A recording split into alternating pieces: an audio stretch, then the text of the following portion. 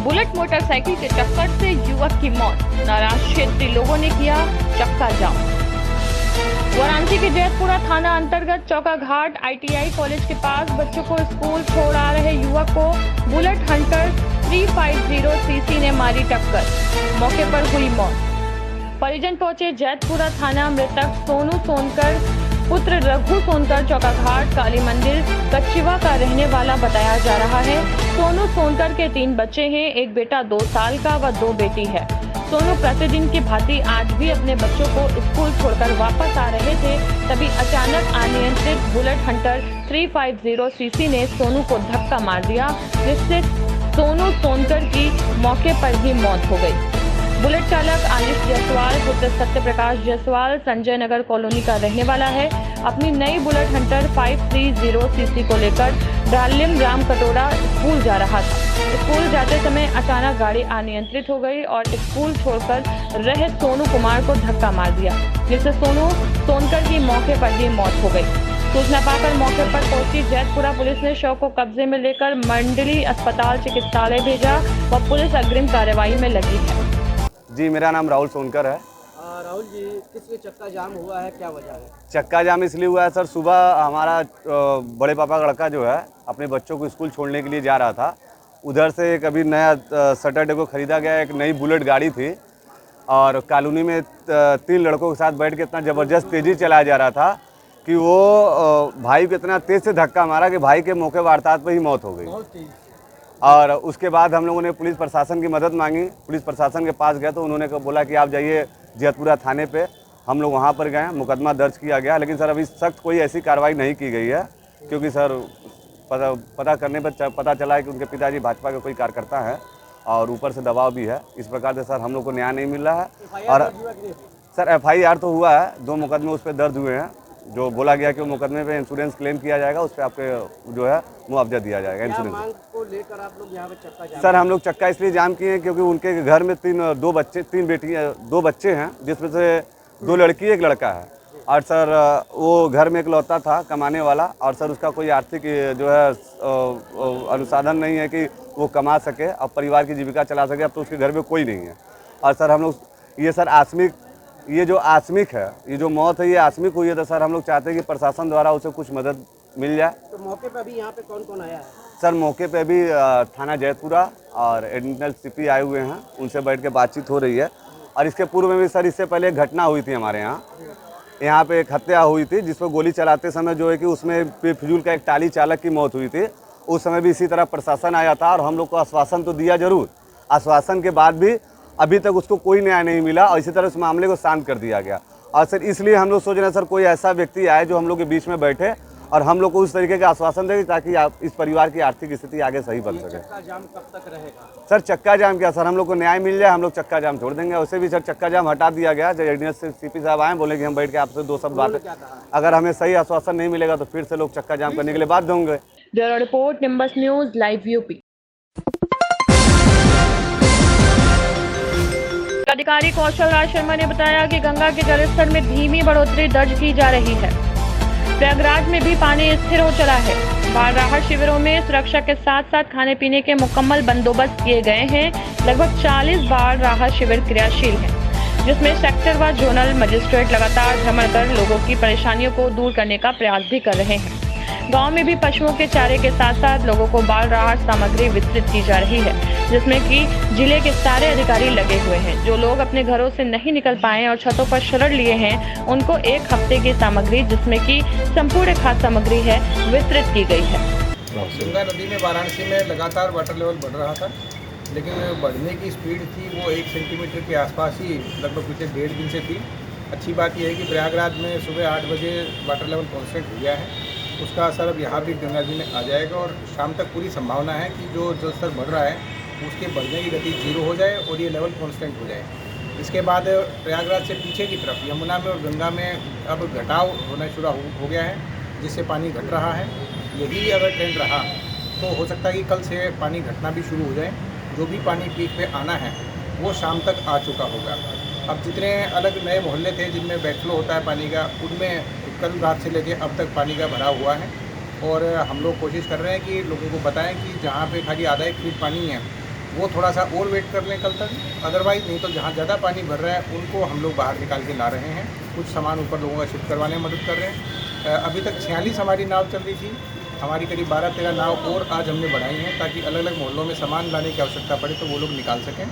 आज हमारी राहत सामग्री डिस्ट्रीब्यूशन का काम भी चालू है। पहले हमारे 12 ही शेल्टर होम में लोग आए हुए थे, अब 19 शेल्टर होम में लोग आए हुए हैं और करीब 4000 के आसपास लोग वहाँ रुके हुए हैं। इसके अलावा मोहल्लों में जहाँ लोग बाहर निकल के नहीं आ पाए, घरों में ही हैं, मारुति नगर का एरिया है, नगवा का एरिया है, या हमारा जो सोनिया कोनिया डेलवरिया का एरिया है, जहाँ लोग निकल के नहीं आए हैं उनको ड्राई राशन किट जिसमें 1 हफ्ते की सामग्री होती है खाना बनाने की, वो सारी उपलब्ध कराई जा रही है। माननीय जनप्रतिनिधि हैं वे लोग भी जाके वितरण कर रहे हैं। हेल्थ की टीम लगातार जाके कैंप में बैठ के भी लोगों का चेकअप कर रही है, साथ ही मोहल्लों में भी भेजा जा रहा है। हेल्थ का काम तो आगे 1 महीने ही चलेगा क्योंकि जब पानी घटेगा तब भी नई बीमारियां मच्छर आदि पैदा होंगे, उनका काम अब पूरा चलेगा, उनकी विजिट लगातार चालू है। इसके अलावा बाकी विभाग जो कोऑपरेट करते हैं वो सारे लगे हुए हैं, लगातार प्रशासनिक अधिकारी भ्रमणशील हैं और पार्षदों के माध्यम से, जनप्रतिनिधियों के माध्यम से भी सूचना इकट्ठी की जा रही है। जहाँ भी कोई प्रकार की सूचना रिलीफ की, रेस्क्यू की मिल रही है वहाँ लोगों की मदद कराई जा रही है। अच्छी बात यह है कि लोकल बारिश ज़्यादा नहीं है और अब घटना भी, अब जो पानी का बढ़ना है वो भी अब स्थिर होने वाला है। तो कुल मिला के अब आज के बाद थोड़ा सा कमी आनी शुरू हो जाएगी, लोगों को रिलीफ मिलना शुरू हो जाएगा। Bureau report, Nimbus News Live UP. Varanasi Hukulganj Bagwa नाले के समीप बाढ़ पीड़ितों को समाज सेवी आयुष यादव ने प्रतिदिन दूध, खाना, ब्रेड पीड़ितों तक पहुंचा रहे हैं। वहीं प्रशासनिक अधिकारी भी लगातार बाढ़ प्रभावित क्षेत्रों में भ्रमण कर रहे हैं और लोगों को सुरक्षित स्थान पर ले जाने का प्रयास कर रहे हैं। गंगा का पानी डेंजर लेवल के ऊपर बह रहा है। हम लोग यहाँ लगातार 4 दिन से मदद कर रहे हैं।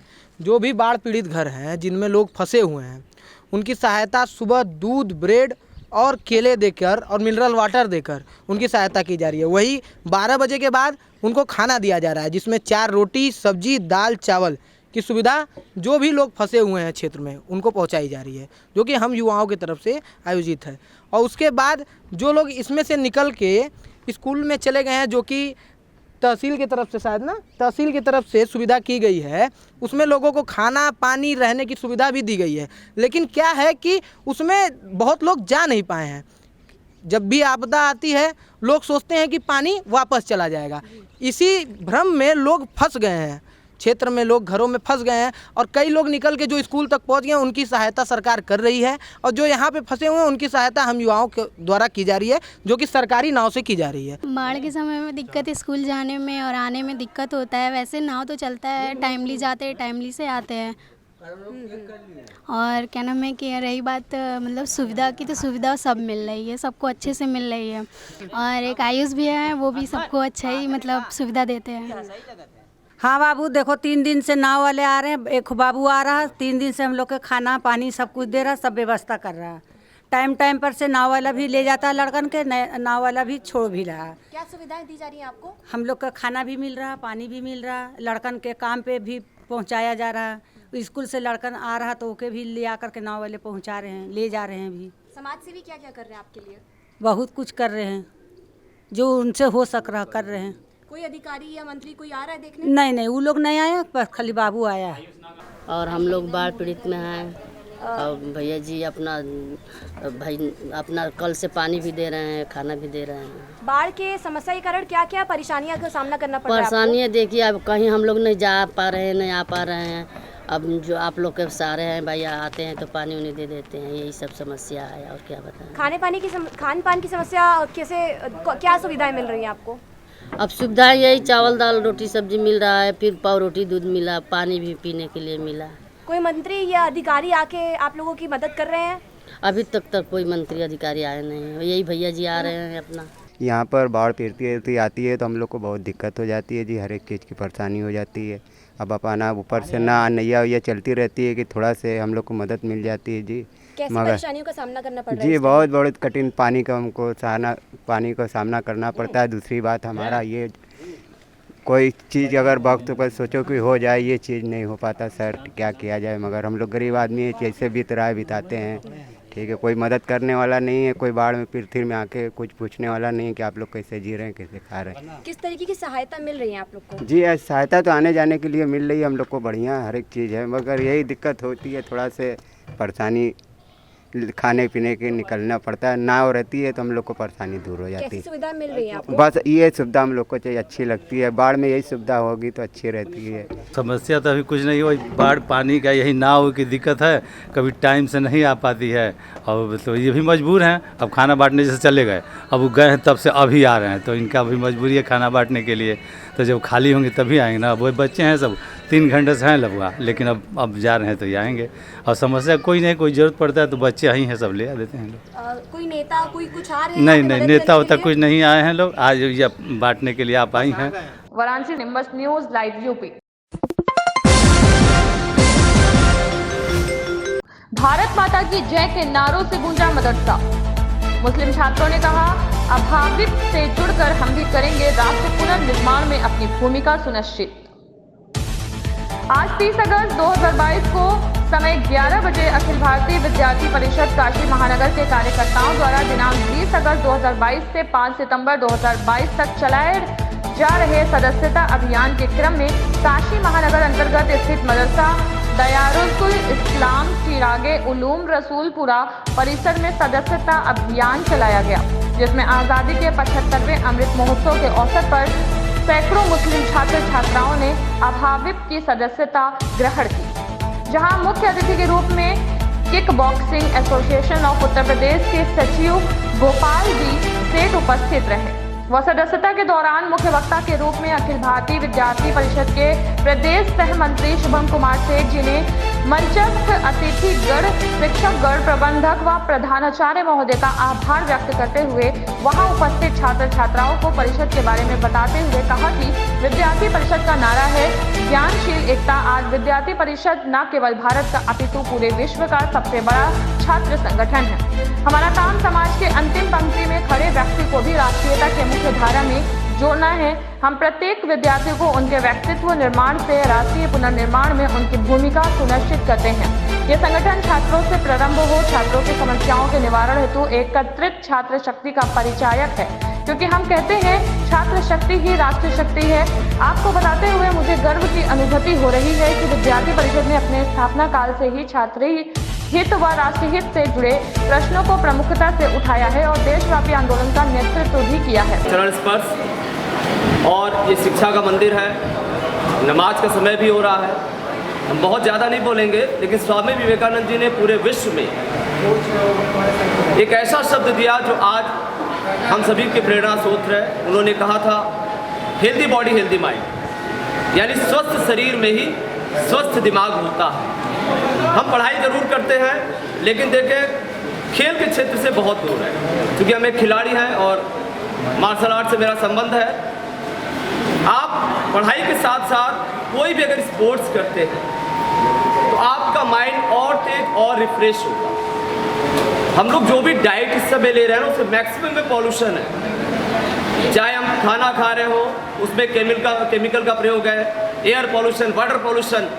वो पॉल्यूशन जो हम लोग अंदर ले रहे हैं, उस पॉल्यूशन को बाहर निकालने के सिर्फ 2 रास्ते होते हैं, या तो उसको यूरिन के रास्ते निकालते हैं या स्वेटिंग पसीने के रास्ते। देखिए, अखिल भारतीय विद्यार्थी परिषद सर्वे भवन्तु सुखिनः सर्वे भवन्तु निरामया की बात करती है।